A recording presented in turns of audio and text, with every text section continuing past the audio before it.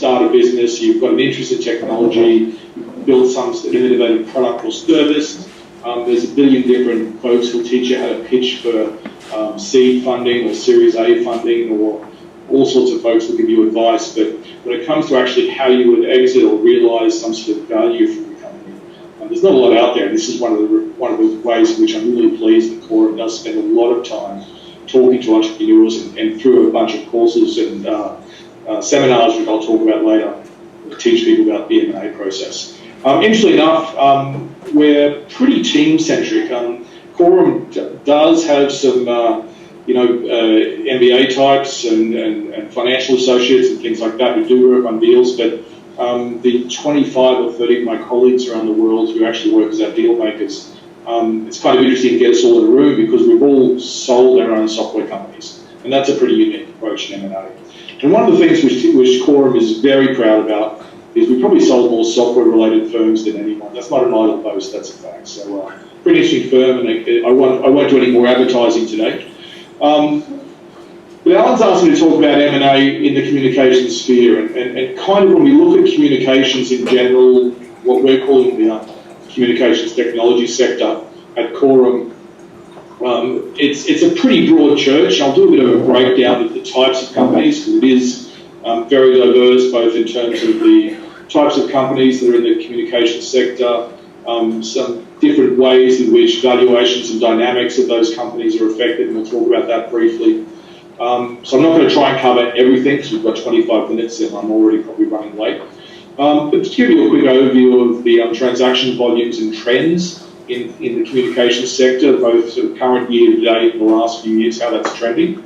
We'll also talk about transaction values, a bit of a geographical view of where buyers and sellers are, a couple of example transactions just to point out some of the things we've seen this year, and then some time for a bit of a summary, some talking points, and maybe some Q&A if we have time. But I do want to encourage you, I'll make sure Alan has the slides. A lot of people at the event today I know, and I see my buddy Sebastian Schumann is up next, so g'day Sebastian, I wish I was there. But please reach out either before, during, or after the event. I'm always happy to talk to folks, particularly if you just say the magic word TADSummit. So in terms of where we're seeing the communications sector and M&A activity as we sort of get to I guess we're now in the fourth quarter, so any 2022 numbers at year to date, we're going to be looking at, this slide really looks at sort of the number of transactions, and again, take it with a grain of salt, it's the number of transactions which are actually published, which were advertised, which were press released, however it was, not always with values attached, but the number of deals we've seen in the attributable to the communications sector. And it is sort of doing a bit of a decline since 2020, and that's probably no great surprise. So there's been a fairly big shift as we all get used to sort of the post-pandemic world and through the pandemic. What is kind of interesting about the volume of deals in M&A is it's still pretty heavily leveraged towards strategics. And by strategics, I mean, think of the brand name companies. It's the Googles, it's the Facebooks, it's the IBMs, it's the big companies who are acquiring another company with strategic value. But we are seeing some activity, particularly in the private equity side. And I know there's probably a lot of relatively small-sized technology entrepreneurs in the room who are thinking, well, private equity is something which never has entered your radar.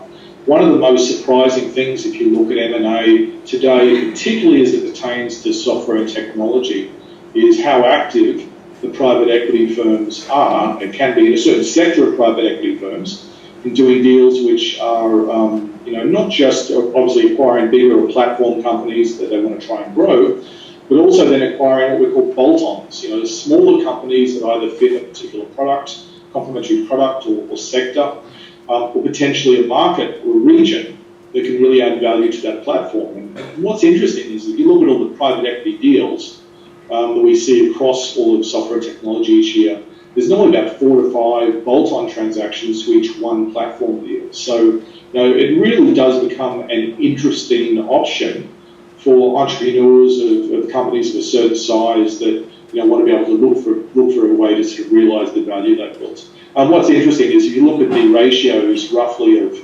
strategic to private equity, across all the technology, those numbers are reversed. There's normally a lot more deals in private equity than there are for the strategics. And I mentioned a bunch of the sectors we work through, that we include in communications technology.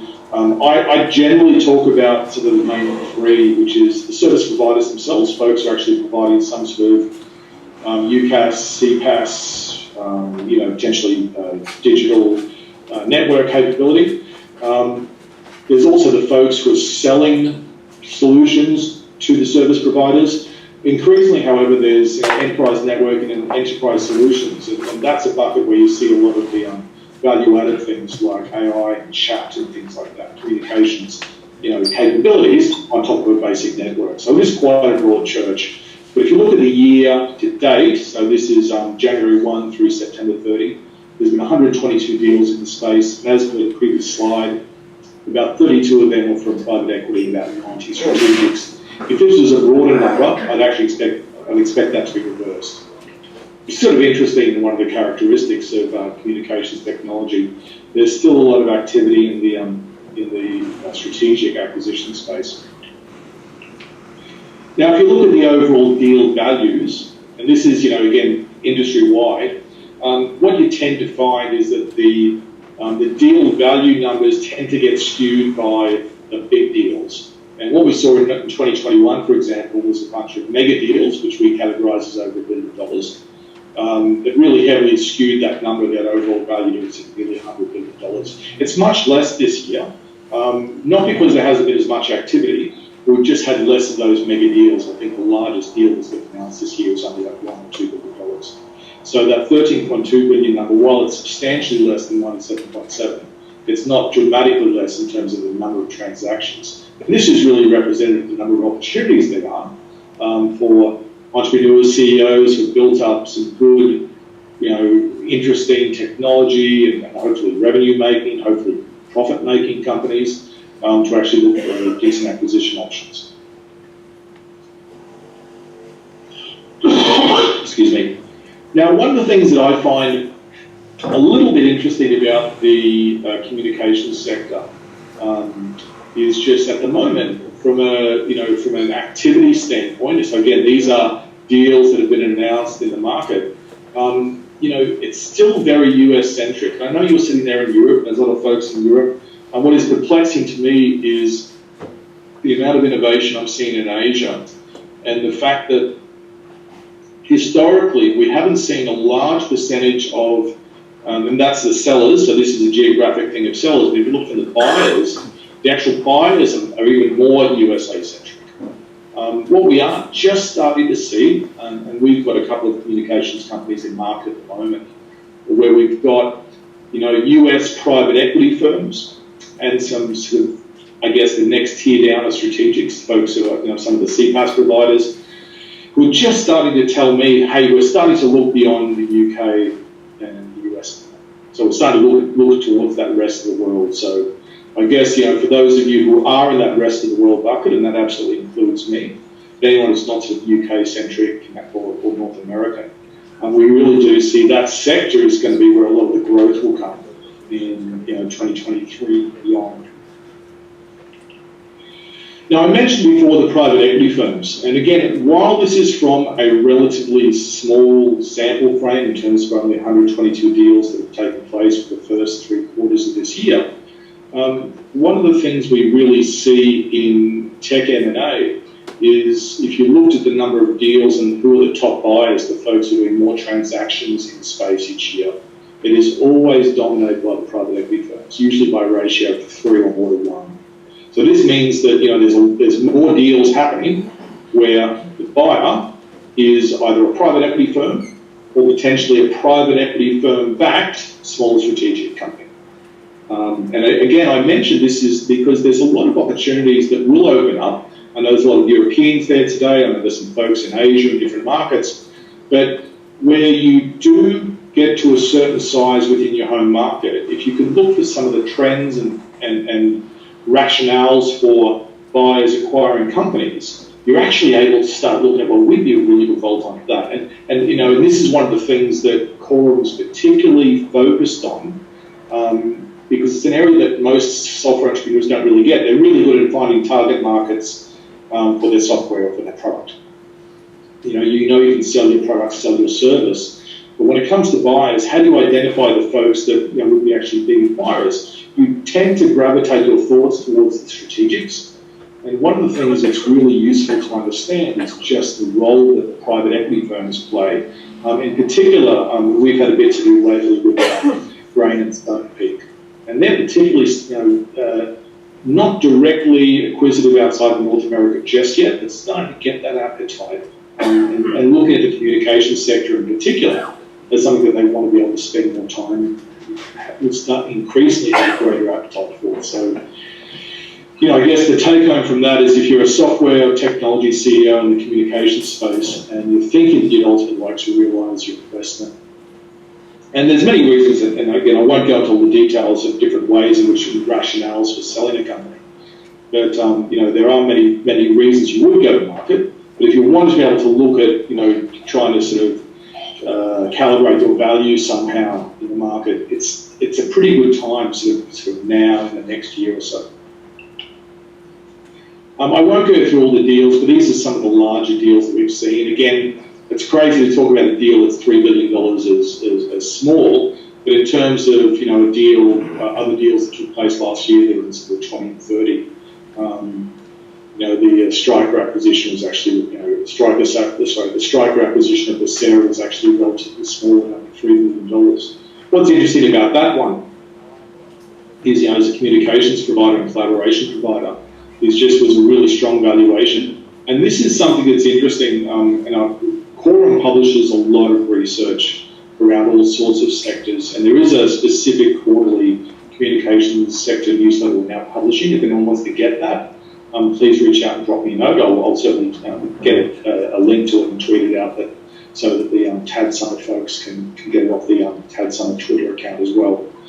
But there's sometimes we're seeing that if you look at the ranges of valuations, we always talk about valuations in multiples of either EBITDA or revenue, they tend to skew higher, clearly, as bigger companies. So, sometimes the TADSummit community, some of the bigger mega deals aren't actually as relevant. So, this is another one in the AI chatbot space where there was a relatively good value. And these innovative areas on top of communications. We're adding some AI, machine learning, some smarts around how to actually scale up communications in general. There is a lot of value opportunities.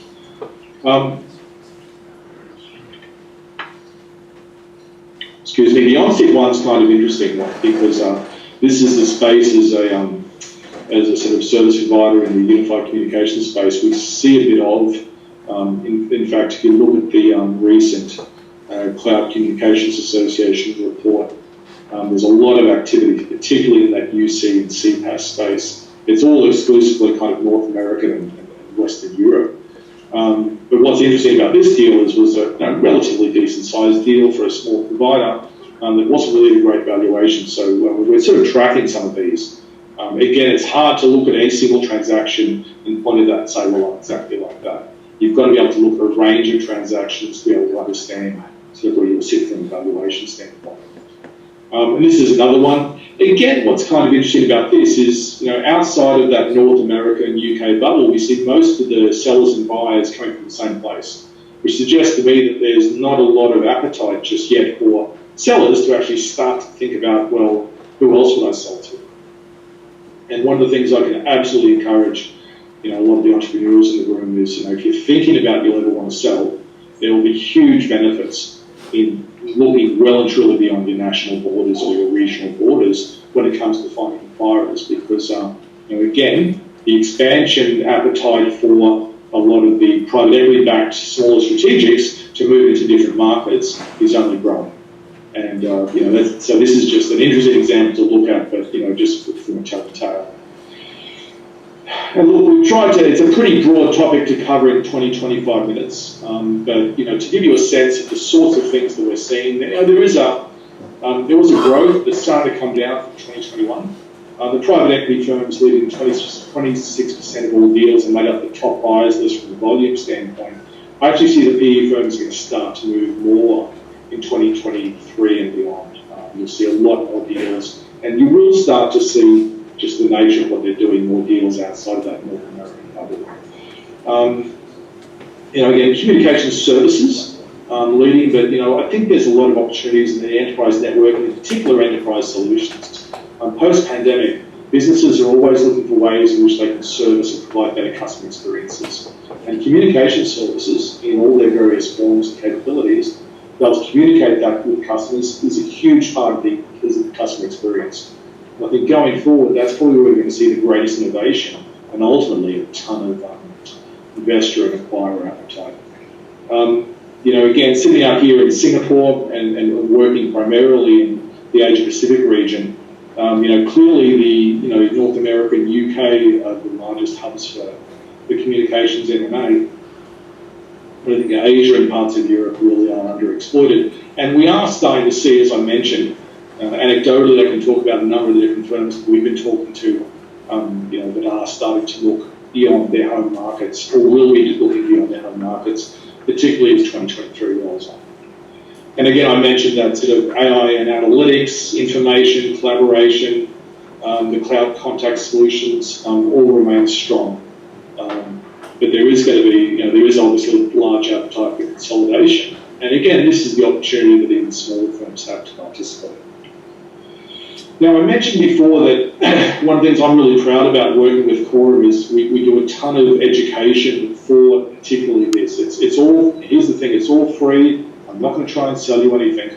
But if you look at the corumgroup.com events, there's a number of free, where there is a value, just drop me a note and I'll make sure we can give you VIP freebies. But we do merge briefing and other seminars that are live. They're all education-based, really, and we do them right around the world. Currently, they're online, although that was a post-pandemic thing. We're starting to do more and more in person. I know there's one in London taking place in December that I would encourage anyone from the UK to go to. And so please have a look at the corumgroup.com events. But there's a bunch of webcasts and things that we do as well, which are really worthwhile.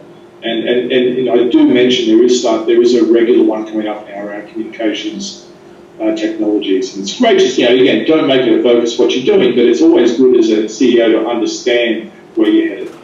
And the other thing I'll just flag, if you're in a podcast, this is a really good wrap up of a bunch of different areas. It's starting to get a lot of users, particularly for an M&A-based podcast. So look for the Tech M&A podcast wherever you grab your podcast. And look, in conclusion, and Alan, I hope I'm ahead of schedule. I think I'm pretty close to it. I just want to leave my contacts up, and also my colleague Mike Donnell over in Denver. We're sort of taking the lead on a bunch of communications initiatives for Corum.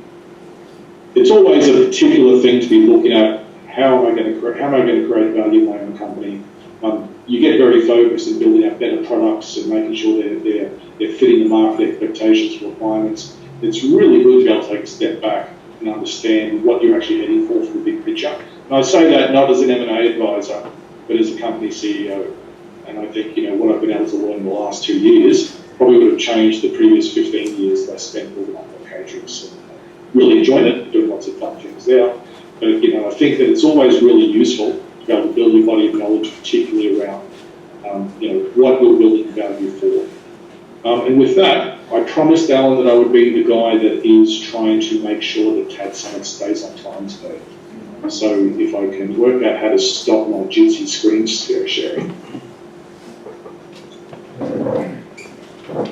Excellent. And I'm very happy, Alan, if we've got time for any questions from the audience. And again, please share my contacts with everyone. I'm happy to reach out one-on-one afterwards if that makes any sense. Cool. Thanks, Mark.